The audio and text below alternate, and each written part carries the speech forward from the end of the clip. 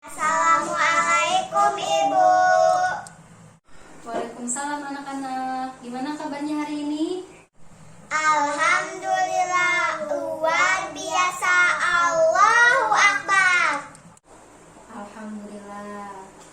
Coba sebelum memulai pelajaran, Ibu minta ketua kelasnya untuk pimpin doa ya. Tangannya dilipat seperti ketupat, doa dimulai. Robbi sodri sodri wa yassirli amri wahlul uqdatam min lisani yafqahu qawli. Robbi zidni ilman warzuqni fahman. Amin. Baik, Ibu absen dulu. Baik, Bu. Coba Zahwa Putri Elianto. Hadirah, Ibu. Yasirani Bras Elianto. Hadirah, Ibu. Baik. Coba Ibu minta buka bukunya terlebih dahulu. Baik, Ibu.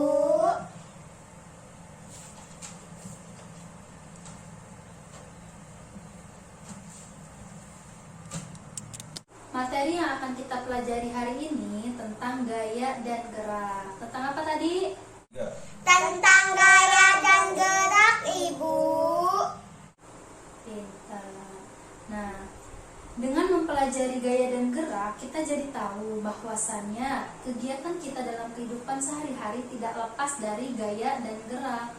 Oleh karena itu, Ibu akan menjelaskan mengenai gaya dan gerak, mulai dari pengertian gaya, macam-macam gaya, dan pemanfaatan gaya dalam kehidupan sehari-hari. Sekarang, apa sih gaya itu?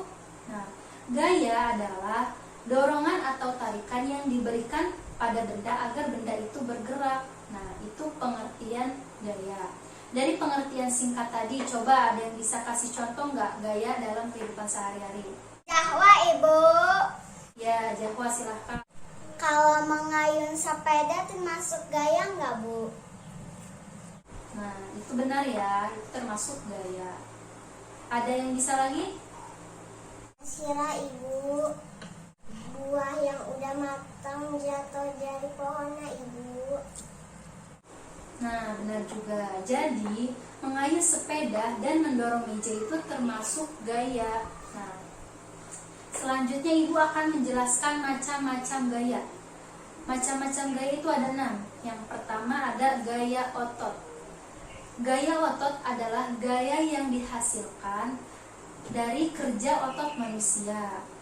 Nah, gaya otot ini digunakan untuk mendorong, menarik, atau mengangkat beban. Contohnya seperti ketika mobil sedang mogok, kita mendorong dengan menggunakan gaya otot dan mobil itu akan bergerak. Nah, itu contoh dari gaya otot. Yang kedua ada gaya magnet.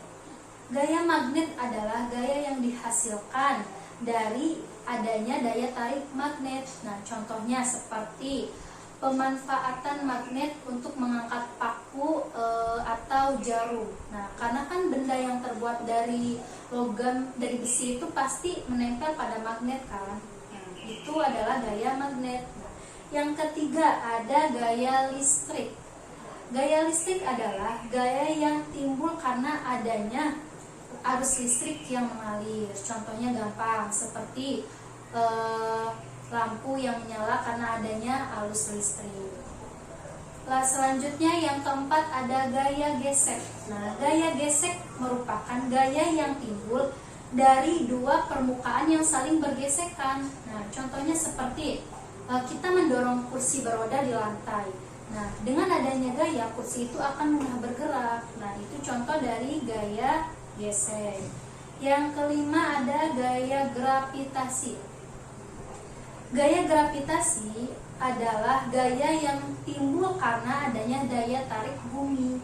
Contohnya seperti buah yang sudah matang dari pohonnya jatuh ke tanah. Itu contoh dari gaya gravitasi. Yang terakhir ada gaya pegas. Gaya pegas merupakan gaya yang dihasilkan oleh karet atau pegas lentur yang direnggangkan. Contohnya seperti karet pada ketapel yang ditarik bisa memberikan gaya sehingga batu itu akan bergerak. Nah, itu contoh dari gaya pegas. Jadi gaya itu ada 6 ya, yang tadi sudah Ibu jelaskan. Nah, selanjutnya kita akan membahas mengenai gerak. Gerak itu merupakan perpindahan tempat suatu benda dari posisi awal ke posisi akhir karena adanya pengaruh gaya. Jadi yang tadi sudah Ibu jelaskan tentang gaya dan gerak. Nah, dari sini ada yang ingin ditanyakan? Ibu, Zahwa pengen nanya, Ya, silakan Jahwa. kalau karet gelang yang ditarik termasuk gaya bukan, Bu? Nah, benar. Jadi karet yang ditarik itu termasuk gaya pegas ya. Ada yang ingin bertanya lagi? Tidak ada, Ibu. Kalau begitu Ibu coba ingin bertanya, siapa yang bisa kasih contoh gaya gravitasi? Sira, Ibu. Silakan Yasira. Buah yang udah matang jatuh dari pohonnya, Ibu. Benar. Coba sekarang kasih contoh gaya otot. Zahwa, Ibu. Silakan Jahwa. Mendorong kursi, Ibu. Nah, benar sekali. Mungkin kita cukupkan saja ya pelajaran kita kali ini. Baik, Ibu.